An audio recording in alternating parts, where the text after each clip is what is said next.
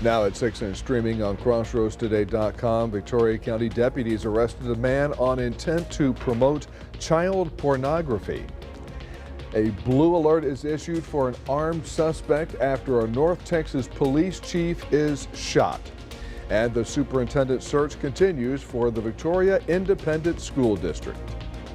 For those of you heading out for football tonight, we have just a few little showers rolling around the area. You can see them coming down from Bay City down into Port Lavaca. Much of this activity is there now, but it'll decrease within the hour. It's not going to last very long, and don't worry about that at all. We'll have a few more of these showers on Saturday, but then we'll take a look at the tropics and see what that might bring us. All that in just a moment. And the Industrial Cobras battle the Tidehaven Tigers here in Week 6. That's coming up in sports. You're watching 25 News now at 6. Good evening and thank you for joining us. I'm Don Brubaker. Shauna Curry is on assignment. The Victoria Police Narcotics team was doing an investigation when they pulled over a 2019 white Ford F-150. The driver was identified as 24-year-old Aaron Rodriguez of Cuero. He then fled the scene. A chase started around 11 o'clock Thursday night. The chase throughout Victoria lasted more than half an hour. The truck reached speeds of up to 105 miles an hour during the chase. It ended on the U.S. Highway 59 frontage road. Rodriguez was arrested. He faces 4 charges, including evading arrest with a vehicle. He is in the Victoria County Jail in lieu of $72,000 bond. A Victoria woman was arrested on an aggravated assault with a deadly weapon charge. Victoria County deputies arrested 36-year-old Amy Garcia today. She's in the Victoria County Jail in lieu of $50,000 bond. A woman was arrested on a murder charge in Lavaca County. Kayla McKim was arrested Wednesday. She was in the Lavaca County Jail in lieu of $250,000 bond. McKim bonded out this morning. A Victoria man was arrested on a possession with intent to promote child pornography charge. 33-year-old Joshua Ocanyas was arrested by Victoria County deputies today. He is in the Victoria County Jail in lieu of $30,000 bond. An autopsy is underway to determine how a man died on Wednesday. Victoria police say around 9 a.m. EMS workers were called to the Crossroads Apartments in the 1500 block of East Guadalupe Street. Police say the man was in cardiac arrest. 49-year-old Jerry Ramos was taken to the hospital where he died. Family members of Ramos say crews had to break down the door and someone called authorities to do a welfare check on Ramos.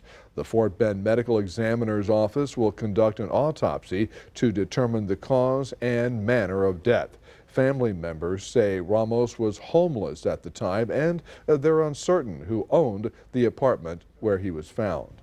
The DPS issued a blue alert Friday morning for 33-year-old Seth Altman. He is wanted for reportedly shooting a North Texas police chief from Memphis, Rex Plant, Thursday night. Altman is a 6'2" male with blue eyes, red or auburn hair, and weighs about 220 pounds. He was last seen wearing a blue t-shirt with blue jeans. Altman was last seen in Memphis. That's about an hour from Amarillo Thursday night. The DPS says Altman is believed to be armed and dangerous. Governor Greg Abbott announced a $10,000 reward for information leading to the arrest and capture of Altman. The DPS added the suspect to its 10 most wanted fugitive list. The Victoria Independent School District continues its search for a new superintendent. Last evening, the board narrowed its choice down to 8 candidates. More than 50 people applied for the position. 25 News Now weekend anchor Amaya Norman has more. Amaya? Yes, Don, the superintendent position has granted considerable interest, with the board carefully evaluating candidates to ensure they find the right fit for the district. During last night's meeting, board members worked on the selection process. Following last night's interviews, the board now plans to invite 3 finalists back for a second round of interviews. The decision on who will take the helm as a new superintendent is expected by October 17th.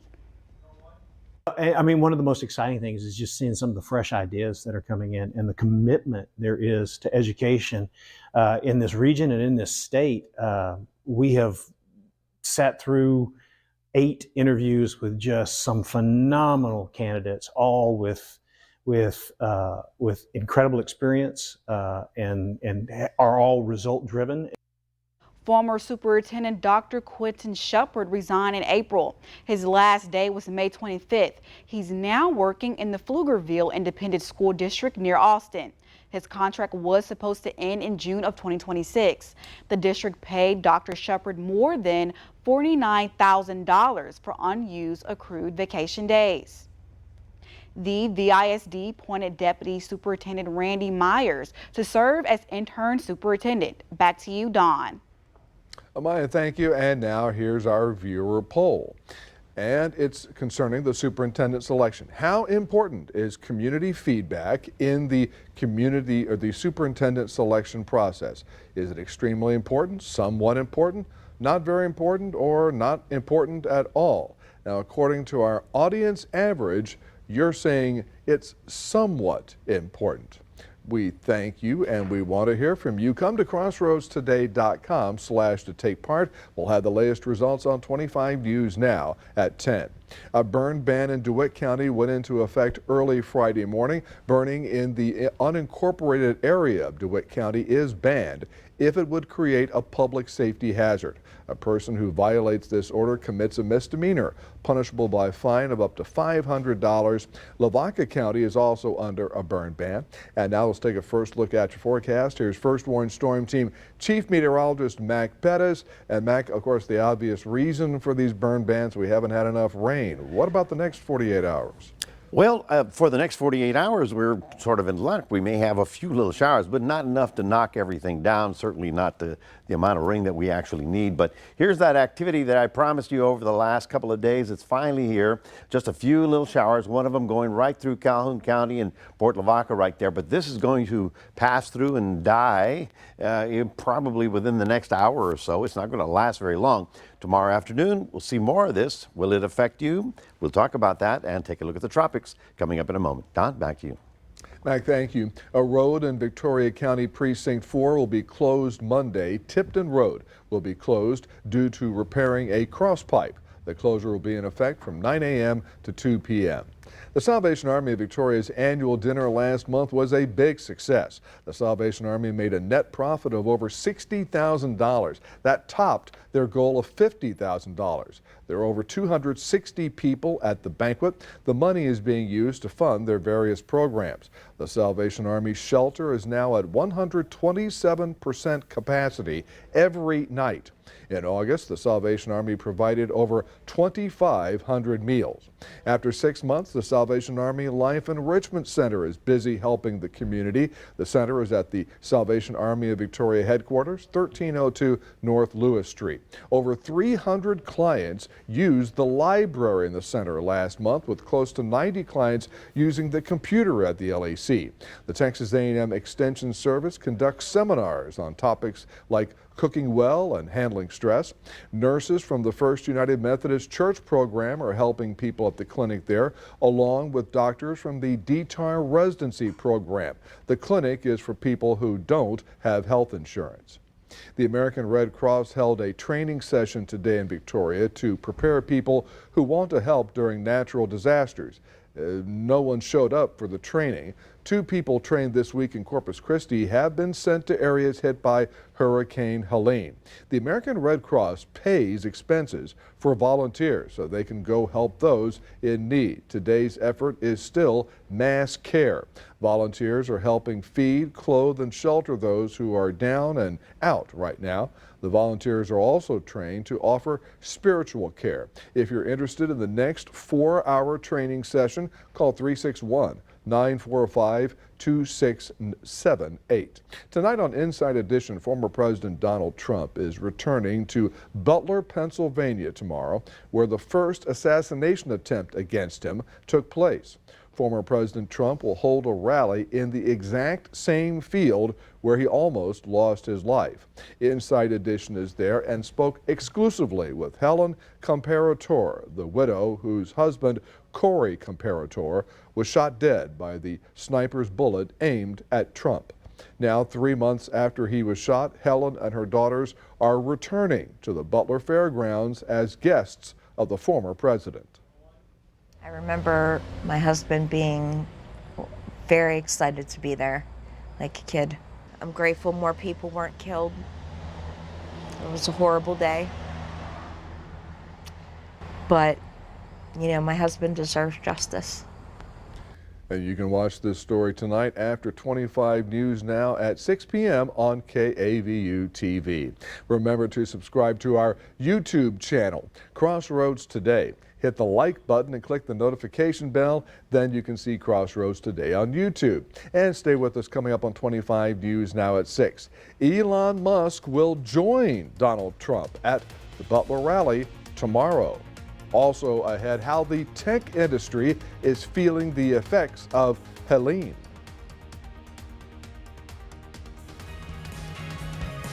Here's a look at what you can expect on Community Crossroads.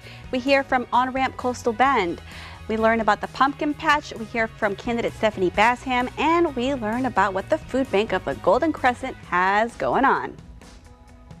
It'll be the third annual charity basketball game, and it's the postal workers against the first responders, so the Victoria Fire Department and Police Department.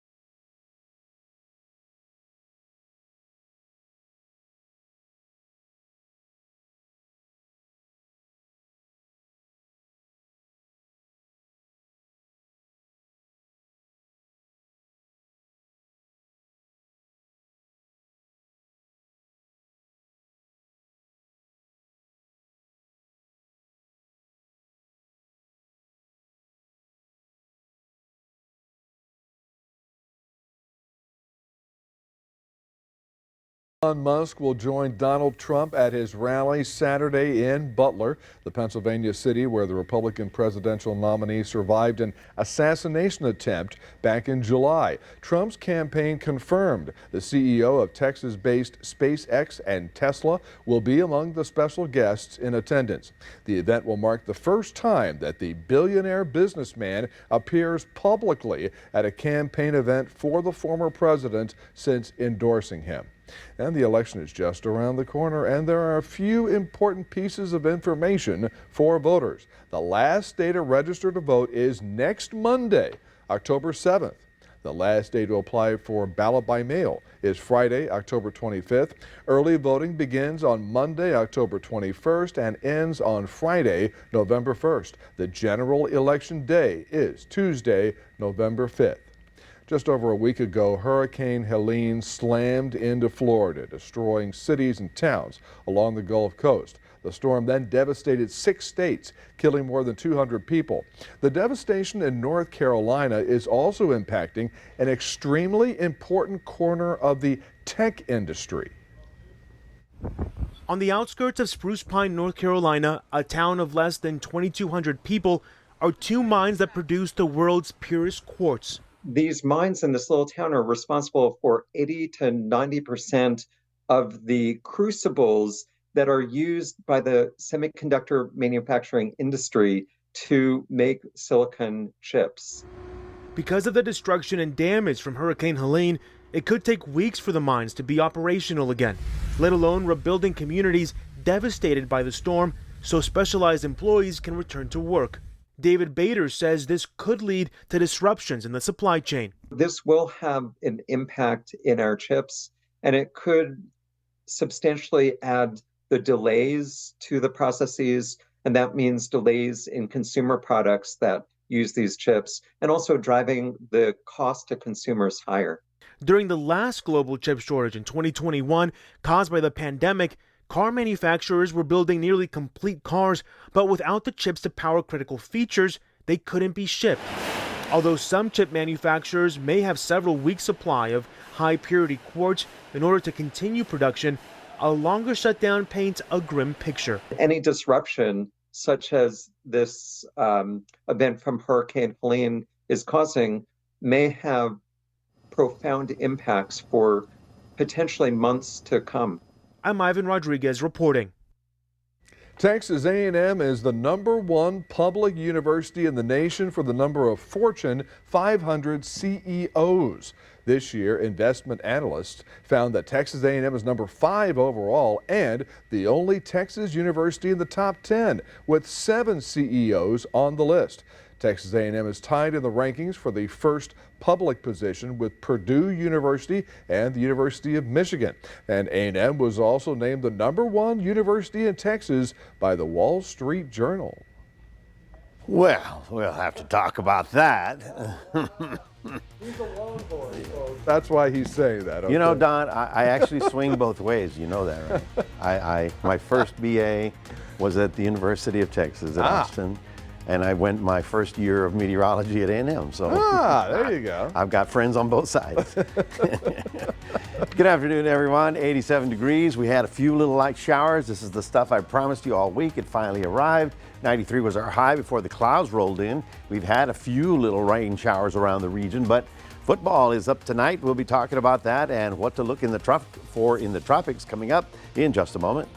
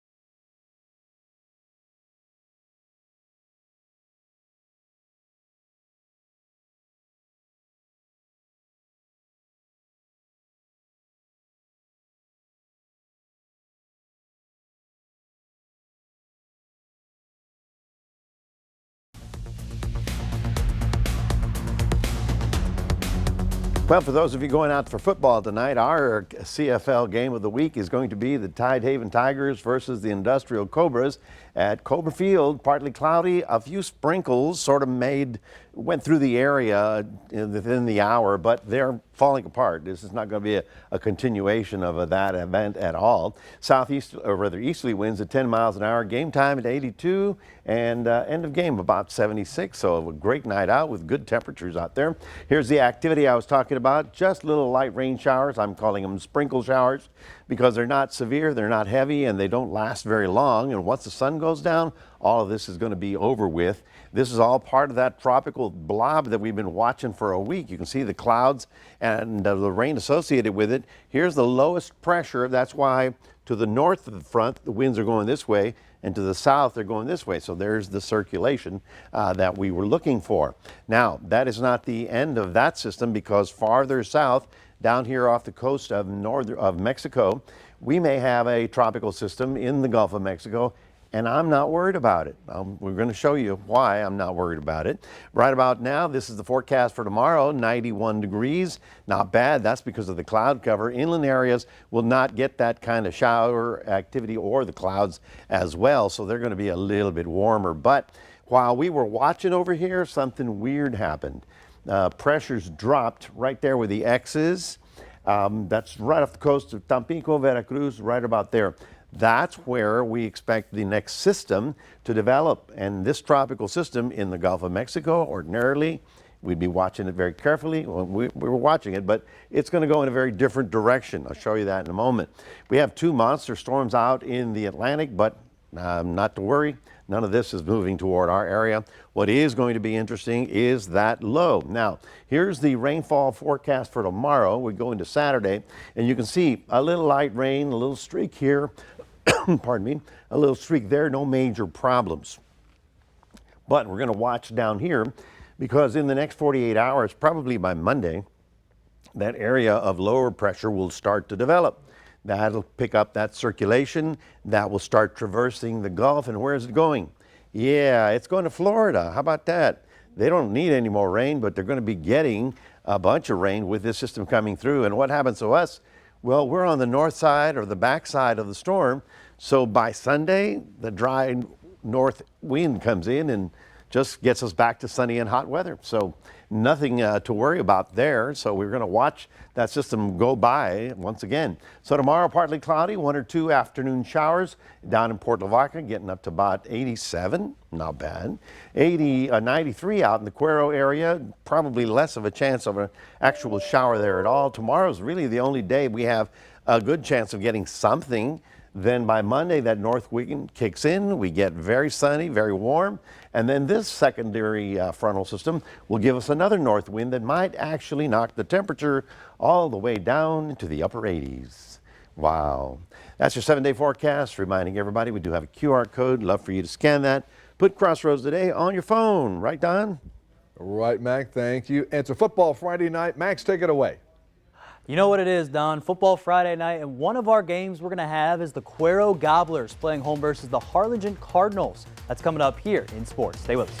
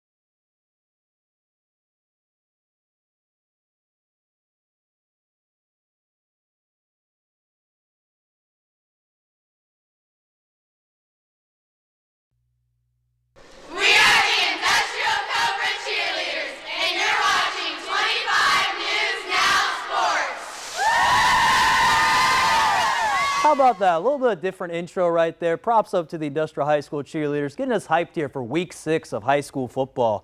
But, you know, we're not going to get a little too hyped because this is our game of the week, everyone, between the Tidehaven Tigers and the Industrial Cobras. And sports reporter Ray Robinson had a little bit of pregame recap heading into this game tonight. Max, your game of the week will feature 2 teams that have been heavily featured here on CFL, with the Industrial Cobras hosting the Tidehaven Tigers. The Industrial Cobras, a team that is looking for their first win of the season, and the Tidehaven Tigers, a team that is looking to further a statement in the playoff race. The Industrial Cobras, a team that hasn't had the best of luck in recent weeks, These losses are coming in close calls for the Cobras, but there is still optimism. But it's going to take some effort from running back Cooper Martin. He understands the task that awaits them against Tidehaven.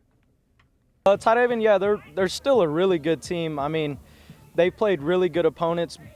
They've lost to really good opponents, so I mean, you can't take anything from them. They're still going to be a really good team. They're gonna come here ready to play. So the mindset, man, it's just another down. Nobody else is gonna. They really don't care what you're going through. They just care the outcome that you make. They just care about what they see on the field. They don't care about what you put in. They don't care about anything like that. So it's always just trying to do good for the people, trying to represent your community and stuff like that. So head coach for Industrial, Coach Nairn, has been very vocal with his team's abilities and has the faith of being able to put things together for this team. I think our kids know that we're still a pretty good ball team. Yeah, we're 0-4. I don't think our record's indicative of how we can play when we can put it all together. We've done some good things this year, and it's just time to capitalize on that and put it all together, play some good defense when we're playing good offense, and have our special teams pick everything up. So I think we're ready to do that. The Tidehaven Tigers isn't taking this game for granted either. Quarterback Kel Russell has a blueprint for how they plan on playing the Cobras. We're prepared really well. I feel like we practice like they're 4-0 instead of 0-4 because we know they're a really good team, well coached, and they're going to come and bring it. So we got to match that energy and come and play all 4 quarters. Just being patient throughout the game, and just trusting my guys, trusting the coaches, and going from there. Ray Robinson, KAVU TV 25 News Now, Sports. All right, Ray, that's going to be a big-time game here in the Crossroads, but we also got a big one as well between Harlingen Cardinals from Rio Grande Valley area. We're going to be playing the Cuero Gobblers and quarterback Jackson Marie. And sports reporter Zach Brown is live at Gobbler Stadium to give us a preview of this game. Zach? Yeah, well, thanks, Max. In just over 30 minutes, the Cuero Gobblers hope to stay in the win column tonight against the Harlingen Cardinals. Harlingen just yet another tough non-district test for the Gobblers, who have been tested time and time again in the early going. Their last time out, they just did pull out the win over Belton in a 40-38 shootout. Cuero has flashed a lot of potential on offense under new quarterback Jackson Marie, but we will see tonight if their defense can step up to the plate as they hope to end non-district play on a high note. This is their last non-district game before their games really begin to count. They want to end non-district play on a high note and hope to run into district play. And well, they just left, but the guys were out here in the trenches. This game is won and lost in the trenches. That's going to be another test for Cuero. Can they get that run game going? And Max, I don't know if he touched on this or not, but I have to talk about Bloomington. They have a shot to go 2-0 in district. They have not talked playoffs in about 30 years. I'm also really excited to see that one. We got a full slate of games tonight on Crossroads Football Live. Reporting live from Gobbler Stadium, Zach Brown, KVU TV 25 News Now Sports. Haven't covered their Bloomington, but that's going to be a big game, right? Bloomington-Flatonia, see if they can get that matchup from last week's game on last Thursday night. But to end here the show, we're going to mention the Industrial Cobras. They had their pep rally earlier today, ahead of their huge home match between the Tidehaven Tigers. And they celebrated the football team and other sports here in this pep rally. And everyone was wearing pink here in the pep rally. Again, this is Breast Cancer Awareness Month here in October, and everyone's excited for this one. Again, game of the week, Don. High school football, week 6. What can you ask for here on a great night here in the Crossroads? All right, Max, thank you, and we're back in a moment. Rescuers got creative to save a puppy after it fell into a sewage drain.